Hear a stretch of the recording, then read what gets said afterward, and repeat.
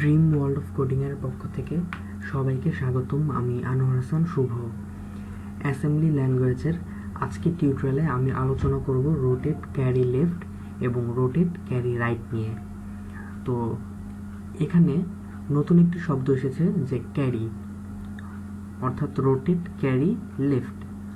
তো ক্যারি কথাটার সাথে আমরা সবাই পরিচিত, যেটা হচ্ছে যে ক্যারি ফ্ল্যাগ। তো এখন আমরা দেখব যে রোটেট ক্যারি লেফট আমরা কিভাবে করতে পারি। তো এরকম আমাকে একটি বিট দেওয়া থাকবে এবং রোটেট ক্যারি লেফটে অবশ্যই আমাকে ক্যারি ফ্ল্যাগের একটি ভ্যালু তারা দিয়ে দিবে। যখন আমি কোনো কোশ্চেন সলভ করব সেখানে ক্যারি ফ্ল্যাগের মানটা থাকবে। তো লেফটের ক্ষেত্রে নর্মালি আমরা লেফটে যাব। তো এই পজিশনটা যখন ফাঁকা হয়ে যাবে তখন এই পজিশনে কে বসবে? এই পজিশন হচ্ছে যে এই ওয়ানটা এই পজিশনে বসবে।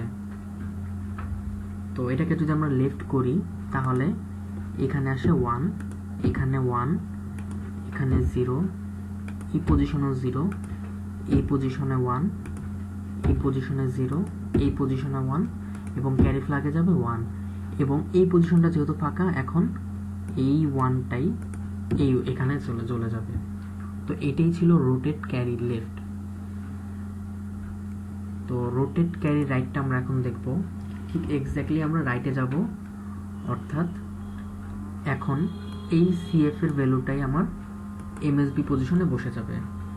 তো এখন যদি ভ্যালুগুলোকে বসাই, এই পজিশনে বসবে 0, এখানেও 0, এখানে 0, এখানে 1, এখানে 0, এখানে 1, এখানে 1, এখানে 1। তো এখন এই পজিশনটা যেহেতু ফাঁকা, এই পজিশনে কে বসবে?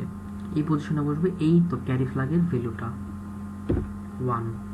তো এইভাবে আমরা খুব সহজেই রোটেট ক্যারি রাইট করতে পারি।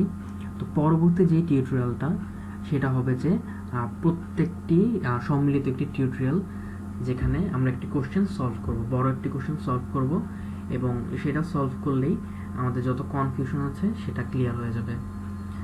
আশা করি সবাই বুঝতে পেরেছেন যে রোটেট ক্যারি লেফট এবং রোটেট ক্যারি রাইট কি। যদি আপনাদের কোনো কোশ্চেন থাকে তাহলে ইউটিউবে কমেন্ট বক্সে করতে পারেন।